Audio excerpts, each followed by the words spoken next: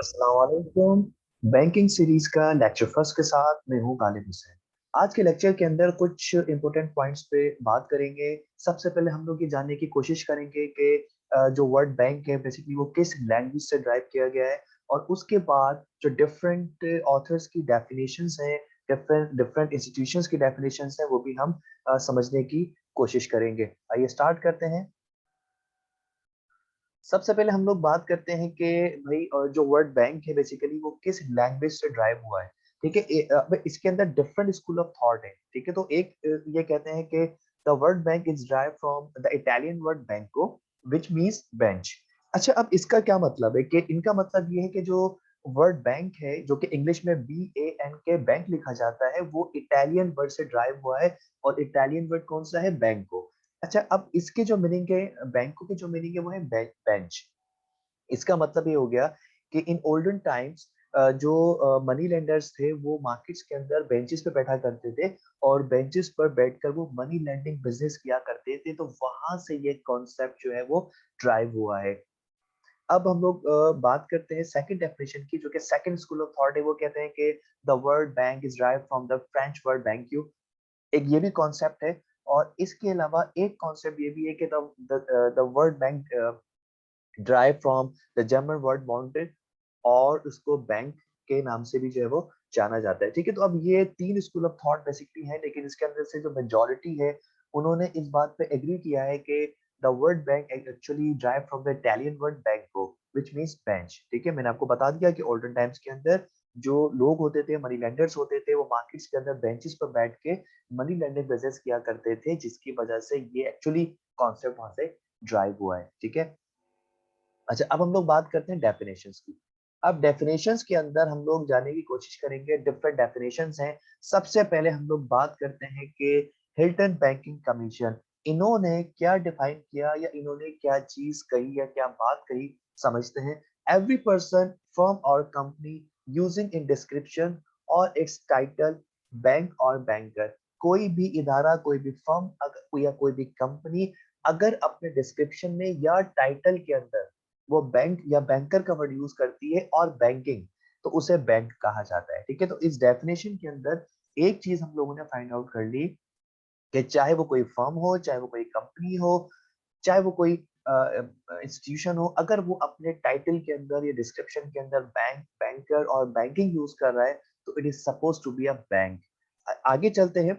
And accepting deposits of money, और ये जो इदारा होगा जिसको हम बैंक का नाम देते हैं, ये क्या करेगा? ये एक्सेप्ट करेंगे, ये पब्लिक से मनी या डिपॉजिट जो होंगे वो एक्सेप्ट करेंगे। आपको पता है कि पब्लिक जो है वो कौन सा पैसा बैंक में डिपॉजिट करते हैं।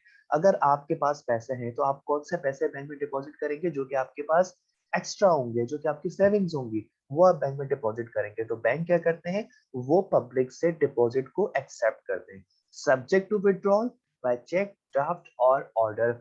और वो जो अमाउंट, वो जो डिपॉजिट पब्लिक या डिपॉजिटर बैंक में डिपॉजिट कर रहे हैं, वो उसको विड्रॉ कर सकते हैं चेक के जरिए, ड्राफ्ट के जरिए और फिर ऑर्डर के जरिए। ठीक है, ऑर्डर के जरिए। वो हम इसको फिर आगे मजीद डिस्कस करेंगे। यहाँ तक हो गया हमारा हिल्टन बैंकिंग कमीशन की डेफिनेशन। एक और डेफिनेशन आगे बात करते हैं, और ये डेफिनेशन है RP केंट।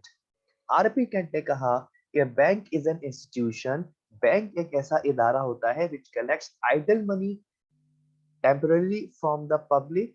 ठीक है, अब ये जो बात है जो हमने ऊपर वाली डेफिनेशन में पढ़ी, आपको बैंकिंग की डेफिनेशन के अंदर एक दो चीजें कॉमन नजर आएंगी। ठीक है, तो हमने आरबी कैंट ने क्या कहा कि बैंक एक ऐसा इदारा होता है जो कि पब्लिक से आइडल मनी, अब आइडल मनी क्या होती है? सेविंग्स को कहा जाता है। भाई आइडल मनी क्या हो गया? वो पैसा जो मैं इस्तेमाल नहीं कर रहा, वो पैसा, वो मनी जो कि मेरे यूज में नहीं है, वो आइडल मनी कहलाता है। और उस आइडल मनी को टेम्परेली वो क्या करते हैं? वो कलेक्ट कर लेता है पब्लिक से, and lends to other people as per need. और ये जो इदारा है जिसकी हम बात कर रहे हैं, जिसे हम बैंक का नाम देते हैं, ये इदारा उन पैसों को जो उन्होंने पब्लिक से कलेक्शन किए हैं, कलेक्ट किए हैं, उसको वो नीडी पर्सन्स को या उनके लोगों की नीड के मुताबिक उनको उधार दे देते हैं, या उनको दे दिया जाता है। अब ये जो नीडी पर्सन्स हैं, इसका मतलब ये हो गया कि उसमें आपके बिजनेसमैन भी आ सकते हैं, उसमें आपके ट्रेडर्स भी आ सकते हैं, तो उनको वो नीडी पीपल कहा जाता है इस सेंस के अंदर। ठीक है, क्लियर हो गया। आगे चलते हैं, एक और डेफिनेशन हम लोग डिस्कस करने जा रहे हैं, और ये जो डेफिनेशन है ये बैंकिंग कंपनीज ऑर्डिनेंस 1962 की डेफिनेशन है।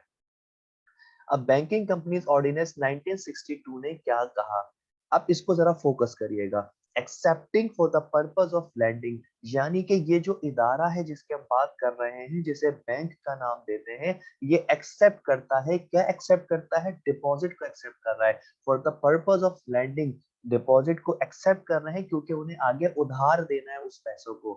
और इन्वेस्टमेंट ऑफ डिपॉजिट, या तो वो उधार देंगे नीडी पर्सन्स को, या वो आगे क्या करेंगे, इन्वेस्ट करेंगे। अब दो बातें याद रखिएगा, बैंक के पास कुछ जो जो ट्रेडिशनल एक फंक्शन है वो क्या है, या बैंक आपके पैसों को, आपके डिपॉजिट को आगे उधार दे देंगे लोगों को, या फिर बैंक क्या करेगा कि बैंक आपके पैसों को आगे इन्वेस्ट करेगा शेयर मार्केट के अंदर, रियल एस्टेट के अंदर।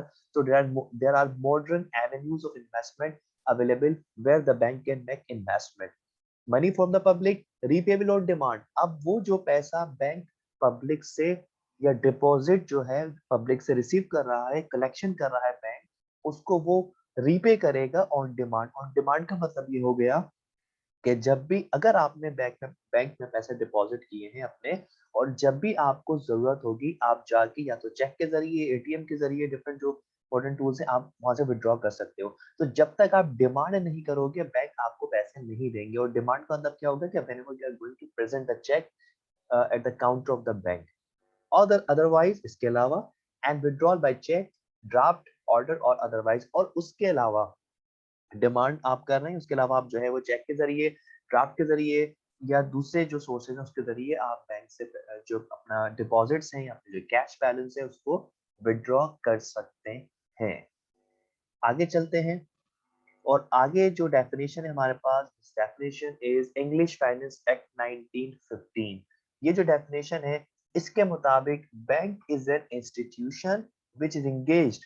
बैंक एक ऐसा इदारा होता है जो कि मसरूफ होता है, जो कि एंगेज होता है इन द बैंकिंग बिजनेस। अब बैंकिंग बिजनेस क्या हो गया, हमने तीन डेफिनेशन में पढ़ा जो कि कॉमन चीज थी, कि बैंकिंग बिजनेस का मतलब ये हो गया कि पब्लिक से डिपॉजिट्स को कलेक्ट किया जाता है, और उसके बाद क्या किया जाता है, उसको लैंड किया जाता है। किसको लैंडिंग की जाती है, टू द नीडी पर्सन्स, और द बैंक में make investment in different investment avenues under the rules of banking. और वो जो इदारा होगा वो under the rules of the banking operate कर रहा होगा, उसे बैंक का नाम दिया जाता है। आसान अल्फाज के अंदर, अगर मैं इन तीनों डेफिनेशंस को, जो चार डेफिनेशंस हमने पढ़ी बैंक की, अगर हम उसको सम अप कर दें, तो उसका मतलब ये हो जाएगा कि बैंक एक ऐसा इदारा होता है जो कि पब्लिक से आइडल मनी या सेविंग्स वाला जो अमाउंट होता है, ये जो सेविंग्स होती हैं, उसको एक्सेप्ट करते हैं, और एक्सेप्ट करने के बाद बैंक उस पैसों को आगे उधार दे देते हैं। ठीक है, उधार किसको दिए जाते हैं पैसे, जो कि नीडी पर्सन होते हैं, बिजनेसमैन हो सकते हैं, ट्रेडर्स हो सकते हैं, एटसेट्रा पीपल। अब बात ये आती है कि सर, अब इसमें बैंक का क्या फायदा है। ठीक है, अब मैं आपको एक एग्जांपल के जरिए भी थोड़ा सा डिफाइन कर देता हूँ कि फॉर एग्जांपल एक शख्स के पास 100,000 रुपीज है, 1 लाख रुपीज है, जो कि सरप्लस के अंदर है, जो कि सेविंग्स कहलाती है। अब वो शख्स जाते हैं बैंक के अंदर, और बैंक को कहते हैं, sir I want to deposit 100,000 rupees into bank account. अब वो बैंक कहता है, ठीक है, आप हमारे पास 100,000 रुपीज डिपॉजिट कर दें, हम आपको 1 लाख के ऊपर फॉर एग्जाम्पल 3% इंटरेस्ट पे करेंगे। अब आप क्या करते हैं, आप 100,000 रुपीज रिसीव डिपॉजिट करते हैं, और 100,000 का 3% हो गया 3,000 रुपीज। ठीक है, बैंक अब आपको देंगे 3,000 रुपए का इंटरेस्ट। अब बैंक वो 1 लाख रुपए आपसे लेने के बाद क्या करेंगे कि आगे किसी और पर्सन को, चाहे वो बिजनेसमैन हो, मे बी ट्रेडर, उनको वो उधार दे दिए जाएंगे 100,000 रुपीज। अब बैंक उनको कहेंगे, ट्रेडर्स को या बिजनेसमैन को, कि आप मुझे 100,000 के ऊपर फॉर एग्जाम्पल 10% पे करेंगे। ठीक है, अब 1 लाख का 10% कितना हो गया, 10,000 रुपीज। अब बैंक के पास जब वो बोरोवर जो है बैंक को 10,000 रुपीज इंटरेस्ट पे करेंगे, तो बैंक उसके अंदर से 3,000 आपको पे कर देंगे, और 7,000 rupees will be the income of the bank. This is the actual function of the bank. अब मैं एक लाइन में और सम अप कर देता हूँ। अगर कोई आपसे पूछता है कि define in one line what is a bank, तो आप ये कह सकते हैं कि bank is an institution which deals in money and credit. Money and credit का मतलब क्या हो गया कि बैंक लोगों से, पब्लिक से एडवांस, जो जो सरप्लस मनी होता है, जो आइडल मनी होता है, जो सेविंग्स होती है, उसको एक्सेप्ट करता है बैंक, और उस पैसों को फिर आगे क्या कर देते हैं, उधार दे देते हैं। So this is known as money and credit. Bank is an institution which deals in money and credit. मैं उम्मीद करता हूँ कि आपको जो where from the word derived, bank word derive आपको समझ में आ गया होगा, और उसके अलावा जो 4 डेफिनेशंस हम लोगों ने डिस्कस की वो भी आप लोगों की समझ में आ गई होंगी। मिलते हैं नेक्स्ट लेक्चर में, तब तक के लिए अल्लाह हाफिज।